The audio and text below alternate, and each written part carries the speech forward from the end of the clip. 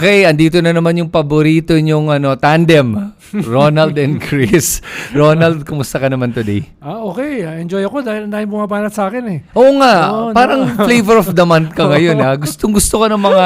Tuwan-tuwa ako sa mga banat nila. Pangit daw ako, pangit daw lahat, ugali, pangit daw lahat sa akin. Ganun. Sabi ko, hindi nakaka-appreciate itong mga to ng inner beauty. Oo, di ba? At saka sa akin, nakakalungkot naman kung ang banat lang nila ay sa itsura ng tao. Oo. Di ba? Parang, is that all you have? Yan na lang ba ang kaya mo? Kaya nga, Ay mambanat sa itsura ng tao? Ganun kababa na ba ang diskurso natin? kaya durug na durug ang aking self-esteem eh. Hindi mo napapansin. Nakakatawa ka, pinadala mo sa akin yung mga memes. Ng mga... Sino gumawa nun? Si Shelo? Ha? Si Shelo ba gumawa Oo nun? nga, yung mga kaibigan ko, lalo akong diniin eh. No? Sabi ko, with friends like this, who needs enemies? Diba? Si Heidi, si Shelo, si Christian. No? Ipopost ko yan ha. Lalagay natin dito or sa may gilid. Nilagyan ako ng bangs, nilagyan ako ng bigote, nilagyan ako ng kung ano-ano. Bakit kulang pa ba yung bigote mo? Oo, kalbo daw eh. Hindi lang daw yung ulo ko, kalbo, pati yung bigote. Pati bigote. Pero tanong ko lang sa'yo, seryoso ba yung pagbanat sa'yo na ganyan ni Robin Padilla? Seryoso, dahil mukhang na-offend siya nung pinitik-pitik ko siya na yung kanyang statement dito sa Quetariela. Oo. At saka yung kanyang statement na sabi kasi niya, itong mga bumabanat sa China, ito ang mga pro-China. Dahil pinoprovoke nila ang China para lusubin tayo, para pasukin tayo. Sabi ko, hello. Sabi ko, Kaya nga. nakapasok na dito yung China. 13, 14 years ago, may mga artificial islands na. Binubuli na yung ating mga frontliners, mangingisda at saka mga Coast Guard. No? Kaya sabi ko, saan naman ang galing yun na po-provoke natin para pumasok dito, para lusubin tayo. Yun na nga. At saka hindi lang yun, Ronald. Yung nakapagtataka doon sa kanya statement, obviously, sinasadya yun para makondisyon ang mga pag-iisip ng mga kanyang mga supporters na ikaw ang masama, ikaw ang pro-China. Parang kumbaga ginagaslight nila yung tao na paniniwala nila na hindi si Robin Padilla yung pro-China. Si Ronald Llamas. Parang ganun eh. Kasi alam nila na pag pro-China ka, Robin Padilla, na walang boboto sa'yo, kaya nga hindi na daw siya tatakbo ulit. Oo, we don't deserve him daw. Oo nga, grabe si Sabi ng Mariel. diba? We don't deserve Wow, grabe. Pero parang totoo naman, we don't deserve him. Oo nga. Oo nga, kasi we deserve... Pupusta ako, tatakbo pa yan. O sige, magkano po saan natin? Piso.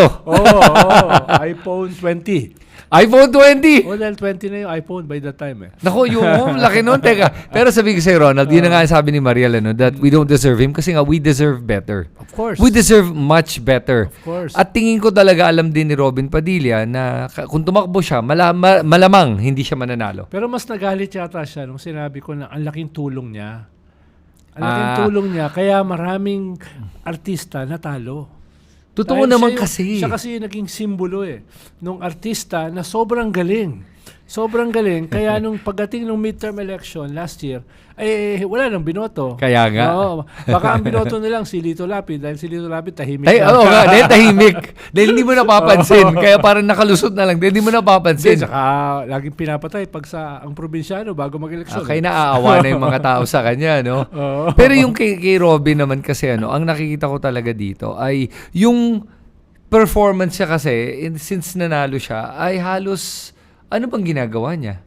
Ano ba ang achievements niya? Halos wala eh. Kanya nga, unang bakbakan namin, more than 2.5 years ago. Okay. Dahil binanatan niya si Professor J. Batong Bakal. Okay. Na, wala naman daw, bakit banat ang banat si Professor J nung nag-testify sa Senado? Banat ang banat sa China. Ang kalaban daw natin ay Amerika. Dahil yung China, wala naman daw ginawang masama sa atin. So, yun yung dinipensahan ko si Jay. Professor Jay Tariela, matalino yun eh. Oo nga. No? Abogado, expert sa maritime law, etc. etc. So, dinipensahan ko. Naghalit. Naghalit si Robin. Sabi niya, sino ba tong Llamas na ito na has-been? Has-been, no? Has-been. No? At nagpapapansin at laos na. Ganun yung salita niya. So, sinagot ko siya. Sabi ko, salamat, Senador. Totoo naman yung mga sinabi mo. No, na laos na ako. No, I'm a nobody. Pero bakit mo ko binabanatan? So, ibig sabihin, napapansin ako. Oo nga. Maraming salamat at napansin mo ako dahil sabi mo, kulang ako sa pansin ganun. Okay. Nagalit lalo. Bumanat na naman, bumanat. Tapos, nagpasalamat ulit ako. Sabi ko, Senator, salamat sa banat mo na tumataas yung aking self-esteem dahil importante pala ako, ganun. So, Totoo naman actually, di ba? so tawa lang tawa yung mga tao, di ba? Yung, ganun lang, sa akin kasi, ganun lang attitude ko Heheke lang kita. Hindi kita seseryosohin. No? Pero hindi ko maintindihan kung bakit siniseryoso to ni Robin Padilla. Kasi para sa akin, meron ka lang naman binabanggit na punto na pwede namang tama, at least kahit sa pananaw mo lang, di ba? Na bakit siya kailangan magalit at banatan ka ng ganyan. Doon ako nagtataka, parang akala ko parang mas makalmadong tao to si Robin Padilla dahil nakita mo yung... Taas naman ang pagtingin mo. Hindi. Mabait lang akong tao at I believe in the best in everyone. Napaka-generous po. Ako kasi I look at the worst in everyone. Ayun. So, ikaw cup half full, ako cup half empty. Yes, kasi para sa akin, I mean, nakita ko nga yung litrato nila ni Jay Tariela kung saan nagkamayan pa Hindi, sila. nandun ako. Ando ka ba nun? Nandun ako nun. Australia National Day yun. Kinamayan ka ba ni Robin Padilla? Kakatapos lang namin mag-episode ni Christian, attacking him at saka tsaka yung mga Chinators, no? Chinators? Kakabalot lang namin. So pagbaba namin, naghiwalay kami. Umalis na si Christian, naiwan kami ni Jay Tariela. Eto si Robin, bumababa. Nakita kami. Dinedba ako. Hinatak si Tariela, tapos nagpa-picture, nagkakamay daw sila. Ganon. Plastic, hipokrito. Saan ba to? Saan ba to nangyari? Sa Grand Hyatt. Doon kayo nag-podcast? Nagkataon nandun din siya o may event ba nun? Yung National Day of Australia. So, kaya. nandun siya. So, tawa ko lang tawa. Ko, di mo, Jeyo? Napaka-plastic. Pagkatapos kakatay-katayin, balat-balatan. Tapos yung nagdepensa sa'yo, hindi pinansin. Oo nga. Pero ikaw ba kung kung may pagkakataong papansinin mo ba siya o parang wala lang sa'yo yan? Parang kung gusto mo pansin mo, hindi ako yung mag-uumpisa. Hindi naman ako luluhod para mapansin mo. Dahil, hindi mo naman kailangan yung pansin niya Hindi, tsaka tama naman. Kulang naman talaga ako sa pansin. Tsaka nobody ako. Ano ba naman ako? Oo. Pero alam mo, Ronald. Pero naiiba talaga sila ngayon Dati kasi, yung kinikwento nung tatay ko, tsaka ng tsuhin ko, tsaka ng lolo ko, nung panahon ng Hapon, nung panahon ng gera, talagang sa amin, sa pagsanghan, may mga makapili. Yung lumalabas sa pelikula, yung nakabayong. No, yung mga traidor, taksil, tapos tinuturo kung sino yung mga gerilya. No, ganun nga. Tapos pupugutan ng ulo ng mga Hapon, no? Ganyan. Ngayon, yung mga makapili, ayaw na magsuot ng bayong. Pinagmamalaki na yung kanilang pagiging taksil. Yes, totoo. Yun na iba Katulad yan, si Marcoleta, at saka yan si Robin Hood Padilla. Pinagmamalaki pa nila. Kasi sila ay defender ng China. Ito nga si Marcoleta. Hindi pa na kontento na maging abogado ng mga Diskaya. No? Naging abogado pa ng mga China. Naging abogado pa ng China.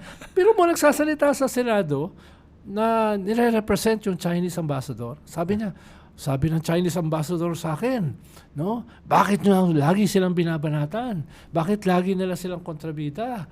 No? Ganun. Wow, okay. Tapos sabi nga nito ng Chinese ambassador, pakinggan mo.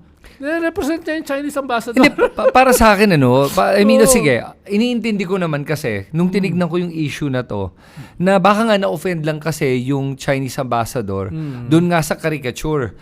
Pero pag tinignan mo nga yung konteksto ng caricature na yun, nasa isang talk yun At ginamit lang naman talaga ni Jay AI to represent yung 3 punto na gusto niyang iharap. Yes. Alam mo naman ang AI caricature ang pinapalabas. I don't think he meant that in a way to insult the president of China. Hindi, tsaka yung China, kung i-google mo, ang daming caricature laban sa atin. Ayun. Wala tayong laban sa dami ng caricature nila. Oo. At ito ay mga official yes. outlets, media outlets, yung naglalabas ng caricature. No, na tayo ay mga puppets, tayo ay mga bobo, no, etc. No. Kaya wag naman sila ma-offend dahil tayo kasi galit na galit sa kanila dahil ini-invade yung ating teritoryo. Saka yung pag-water cannon. Yes. At saka yung pagkukuha ng mga natural resource natin, Yes. yung pag-uubos, yung pag-exploit ng corals natin. Grabe yun. Yes. At ang ginagawa lang natin, dinedepensahan natin yung ating sariling teritoryo. At saka siguro para sa akin, isa pa idadagdag ko, no, yung kay Marcoleta. Ang tingin ko lang, siguro naman, sana naman nung nag-meeting sila, nung Chinese ambassador, sana naman siguro in-explain niya, Mr. Ambassador naman kasi medyo malala naman yung ginagawa nyo. Naintindihan, sana naman sinabi niyo yun. Hindi, nakakuan siya eh. Pinakita pa niya yung mga picture niya with the Chinese ambassadors, Chinese embassy. Todong ngiti niya. Ikaw ba nakita mo na ba si Marcoleta nang umiti? Hindi. Oh, Meron siyang nakangiti siya. Pero dun sa with the Chinese ambassador, todong ngiti. Diba? Ako nga, ina-Alaska ko nga si Marcoleta. Sabi ko, Senator, tumingin naman kayo sa salamin. Anong makikita nyo pag nakatingin kayo sa salamin? Sabi ko, ganyan. Yun, no. Ganun. Pero nung nakita ko yung picture niya with the Chinese ambassador, todong ngiti. Aba, first time, nakita ko siya nakangiti. Sige, Ronald, sige. Ako, again, anuin ko lang, pupush back ako ng konti. Sa akin lang kasi, nakikita ko yung problema lang natin. Itong Chinese ambassador na to, sanay lang siya sa confrontation.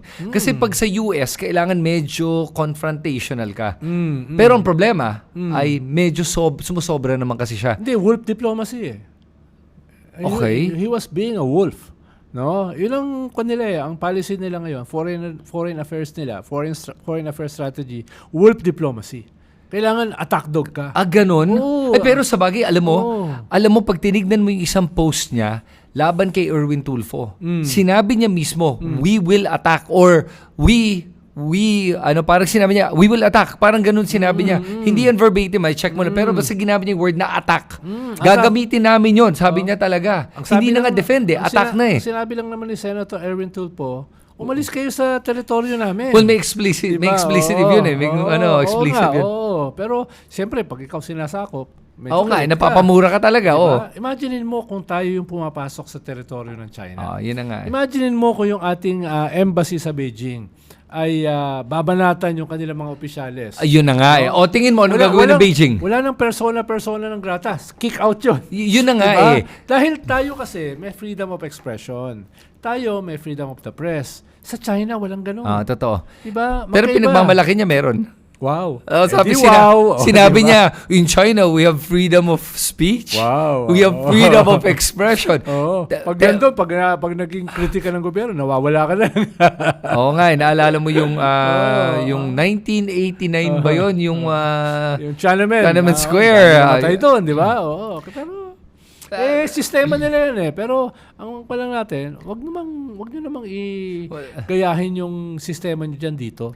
Wala ka naman balak pumunta ng China anytime soon, ano? Anytime soon, wala. Okay, kasi hindi tayong dalawa papapasukin at this Pero way. nakapaglibot na ako nun eh. Ayun na nga ako, hindi pa eh. Nakapaglibot na ako nun, kaya quota na ako. Pero okay, sige. So, okay, tingnan natin ngayon itong Chinese ambassador, ganyan na ugali. Problema, si BBM mismo, sinabi nga niya, walang declaration of persona non grata. Hindi, expected naman yun. Kasi si BBM, hindi confrontational, mabait sobra. Hindi, tsaka kung naman yung persona ng grata, last resort yan eh. Pero nung mga ginawa yan nung Palawan, ginawa yan nung mga civil society, ginawa yan ng ilang politicians, it's more a political statement. No? Alam naman nila, hindi naman matutuloy yun eh. Pero they need to make a political statement dahil masyado namang bully, masyado namang arrogante. No? Alam naman nila, hindi na naaprubahan ng Department of Foreign Affairs yun o ng Presidente. Pero they have to say na kung ganyan ka ng ganyan, no? Pe-persona ng grata ka namin, di ba? Yun lang naman ang ibig sabihin nun. It's a political statement, a clear manifestation of disenchantment at saka anger sa kanila. Okay. Without the illusion na mangyayari naman talaga yon. Okay. Pero may isang mayor ata to sa Palawan na pinersona ng grata. Yes. Si Chinese ambassador. Kaya kasi sinasabi ko, it's a political statement. To sa munisipyo, persona ng grata siya. Okay na yon. Okay na yun, di ba? Pero sa akin, ang sinasabi ba dito, behind the scenes, may pag-uusap sila. Yes, ang tingin ko na sinabi lalo na tayo head ng ASEAN ngayon. Oo nga. Tapos tinutulak natin yung Code of Conduct na ayaw naman ng China. Ang tagal-tagal na natin tinutulak yun. Code of Conduct, para walang away. Oo nga. No, para walang away. No? Ibigay yung freedom of navigation sa South China Sea, di ba? Yun ang habol natin sa Code of Conduct eh. Pero ayaw ng China. Amin lahat yan eh. Oo nga. Pero hindi, ang sinasabi nila kasi nga na sa China daw, ang sinasabi nila, hindi naman daw kasi yung pinapatrol ng China is the exclusive economic zone of the Philippines. Meron daw mga ibang claimants din naman daw doon. So Yes. bakit daw nila tinitira ang China lang at bakit sinasabi daw natin atin lang yon kung totoo naman daw may multiple claimants? Hello, China lang ang nag-build ng artificial islands na merong mga missile silos, Yeah. merong mga mga airfields na Yep. punong-puno ng mga fighter jets. Yes. At even submarine pens, di Yes. ba? So ibig sabihin, nagtayo sila ng mga isla panggera, Yes. no? Sa loob ng ating teritoryo. At At hindi- least yung iba hindi. At hindi lang yun. Sila lang yung nagpapatrol at nagwa-water cannon sa atin. Oo. Kung sabihin natin claimant ang Malaysia. Wina-water cannon ba tayo ng Malaysia? Hindi. Hindi. Hindi. Dumadaan sila nananahimik. Yes. Yun ang problema. Oo. At hindi lang yun. Sa lahat ng claimants, China ang pinaka walang claim dito dahil sila yung pinaka malayo dito. Oo. At least Malaysia, masasabi mo, pwede. Vietnam, pwede pa. Pero China, over 1,200 nautical miles away. Ang layo nyo. At saka for decades, pinapayagan natin yung China na dumaan, mangisda. Na walang sa ating- problema. Sa ating teritoryo. Hindi natin sila pinapalis. Ang nangyari pa, tayo pa yung pinapaalis Yun. sa ating teritoryo. Yun yung nakakagalit, di ba? Tayo, welcome natin siya. O, sige, gusto niyo mangisda, gusto niyo dumaan, di ba? Gusto Wag niyo- lang kayong magnakaw ng mga endangered species. Yun lang ang sinabi natin. Which they did na nga. Yun Kaya ang nangyari nga. sa Scarborough eh. Pero mo kinukuha nila 200-year-old clams, Yeah. 150-year-old tortoises, turtles. Sabi natin, teka, kami nga, hindi namin ginagalaw yan eh. Tapos gagawin yung pagkain sa Shanghai para sa mga bilyonaryo. At Yun saka- ang galit natin. At saka hindi lang yun. Yung Protected coral yan. reef, inubos nila. Yes, No, ang kwan sila. patay na. Dredging. Yung dinedredge nila yung kwan. Oo. Yung ilalim ng dagat. Oo, no? grabe yun. Pag nangingisda sila, bottom fishing ang tawag. Yeah. And No? they, alam mo ang problem sa China, nalulungkot ako kasi hindi lang sa Pilipinas ginagawa yun eh. Sa buong mundo, ganun yung ugali talaga ng mga Chinese fishermen. Yes, dahil yung kanilang aquatic mass sa kanilang tabing dagat, naubos na. Ay, Dahil sa sus, overfishing, dahil sa pagwasak ng corals. Tapos ngayon tayo ang wawasakin. Tayo, Pero oo mas nga. mahalaga, alam nila na sa ilalim ng ating mga dagat, nandun yung bilyon-bilyong tonelada ng langis at saka natural gas. Malampaya. Sabi pa naman ni Marcoleta, ba't tayo nakikipag-away para sa bato? Alam mo, Hello? Hello? Sa ilalim ng mga bato na yan, mas mayaman pa yan kaya sa ating landmass. totoo. Mineral resources, natural resources, aquatic resources. Bakit daw tayo nakikipag-away sa mga bato? sige nga. No? Diyan sa West Philippine Sea na do not exist naman daw. Sabi ni Marcoleta, there's alam mo- no such thing as a West Philippine Sea. Alam mo, pambihira talaga, sorry sa akin Pag-usapan nga natin itong mga senador tulad ni Marcoleta. Kasi, for him to even say that, nakakalungkot isang senador ay medyo traidor ang dating sa akin ng mga ganitong statements. Sasabihin mo, there's no such thing as West Philippine Sea. Sa akin, ganito lang. Kung ikaw ay isang representative ng Pilipinas, tapos ganyan ka magsalita, huwag ka na lang tumakbo. Mag-resign ka na lang. Tama. Kasi hindi natin kailangan ng mga ganyang senador na hindi man lang depensahan yung sariling interest natin, yung interest ng ating bansa at ating mga kababayan. Buti na lang si Robin, na-realize na we don't deserve him. Kaya hindi na daw tatakbo. Salamat, Senator Robin, ha? Pero anong solusyon natin dito ngayon, moving forward? O sige, so meron tayong mga traidor na mga representatives dyan, meron din tayong mga traidor na mga kababayan. Para sa akin, let's call it spade a spade. Ang isang Pilipino na nagsaside sa China ay traidor. Yung iba sa kanila, bayaran. Oo. O yung iba, walang bayad. Yes. Mas nakakalungkot yung walang bayad. Wala ka man lang pakinabang. Oo. Kaya nga yung column ko last Sunday, ang title, China Tours. No? China Tours Dahil, talaga nung naglabas ng resolution ng Senado, pinirmahan ng 15 senators para i-criticize yung Chinese ambassador, tsaka yung Chinese embassy sa kanilang arrogance, sa kanilang pambubuli sa ating mga politiko, may siyam na tumanggi, pumoto. No? At lahat ng siyam na yon ay mga pro-Duterte. Coincidentally. Diba? Oo. At napigilan nila yung paglabas ng resolution dahil sabi ni Senator Alan Peter na ang tawag sa sarili ay Ambassador of Jesus Christ, no? Ang sabi niya, teka muna, malalim na usapin yan. Very complicated. Pag-usapan muna sa committee, wag lang pagbutahon sa plenary. Kaya yung delaying tactics niya, napigilan yung paggawa ng resolution. Pero style bulok eh. Oo nga. Oh, anong Hindi complicated to? Anong complicated sa issue ng West Philippine Sea? Anong complicated to Okay. sa usapin ng invasion? Saka hindi At lang saka yun. UNCLOS, nananalo tayo. Oo. 10th year anniversary ng UNCLOS victory natin ngayon, this year.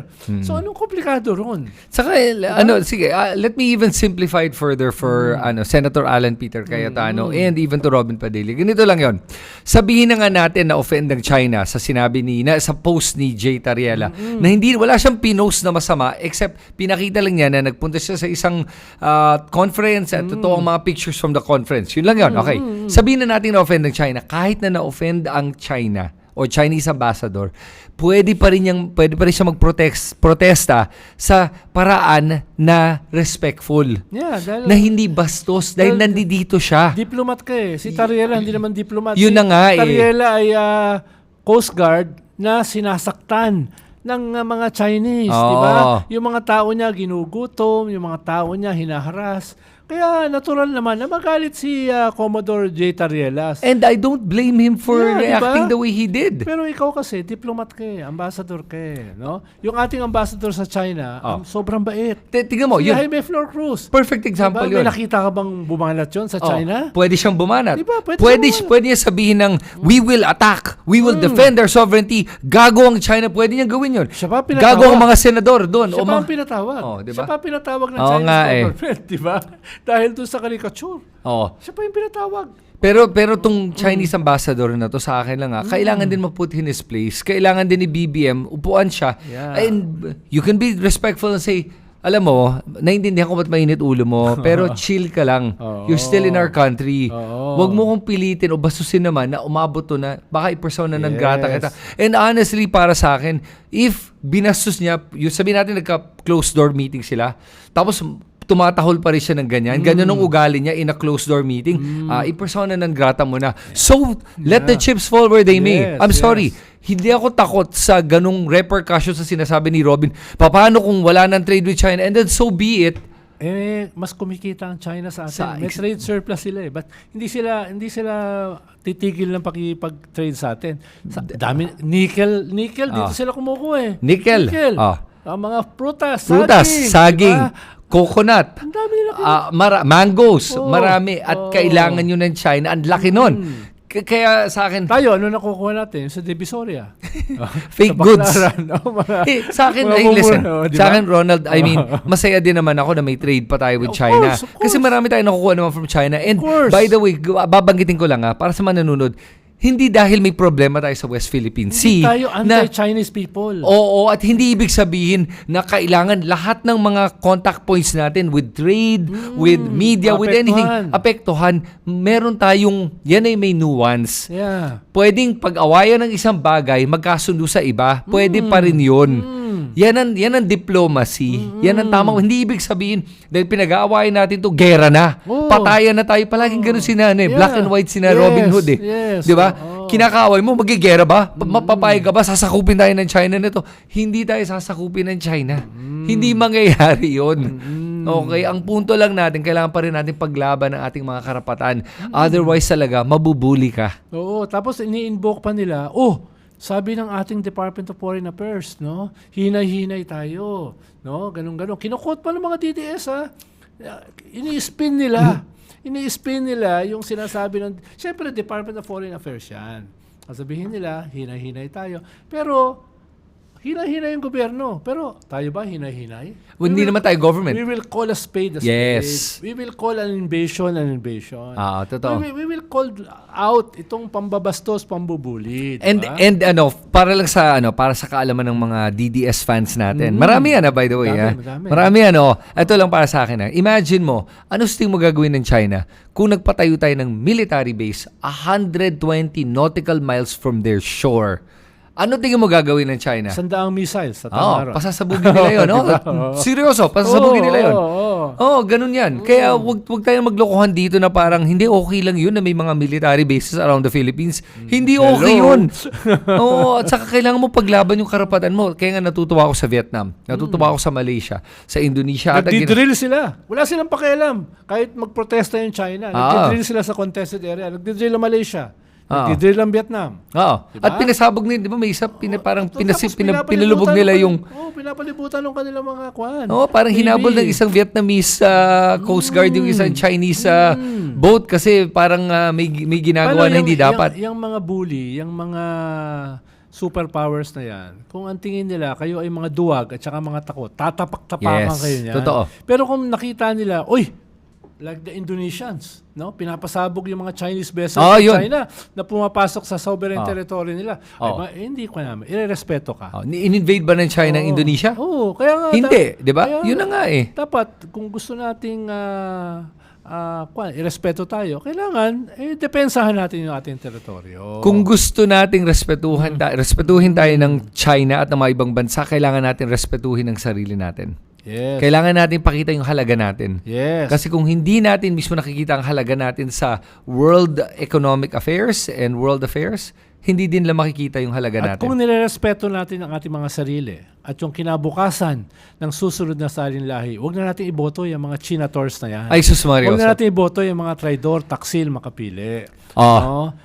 Hindi natin ma-blame yung mga botante natin. Baka hindi nila na-realize na mga chinators yan. Ayun na nga. Pero ngayon ay nakikita na. Tinanggal na yung mga bayong sa ulo.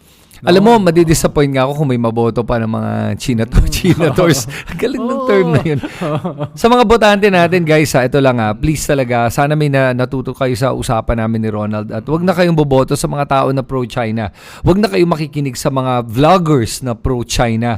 Please naman, kahit yun man lang magkaisa tayo, na maging Pilipino muna tayo, na protektahan natin yung ating bansa, yung ating konstitusyon, at huwag tayong basta-bastang nakikinig at naniniwala dito sa mga traidor na to na pumapanig sa China. Tsaka inuulit natin, we are not anti-Chinese people. We're not. We are not against China as a country. Yes. We are against the invasion of the Chinese Communist Party sa ating territory. Yep. Yun yung tinututulan natin. And itong Chinese Communist Party na ang tingin ay tayo ay pwedeng ibuli. Yeah. Tayo ay pwedeng takutin. Yep. Pwedeng agawin yung yaman natin sa West Philippine Sea. Doon tayo tutol. Yes. And by the way, even in China, nagkakagulo na sila internally. Dahil may dami mga... na purge. Oo, dahil ayaw din ng mga iba yung pamamalakad ng China ngayon. Kaya nagkakagulo din. Kaya yun lang sa akin. Anyway, sana talaga may natutunan kayo dito sa podcast namin ni Ronald. At kahit may mga biruan na ganito, sana wala namang ma-offend. Kaya mukhang nanonood nga naman si Senator Robin Hood. Senator Robin Hood, chill lang tayo ng konti. Nagulat naman ako na kayong ma-offend dahil pag balat sibuyas pala to si Robin Hood kayong ma-offend dahil pag nagbibiro kami, doon kami seryoso.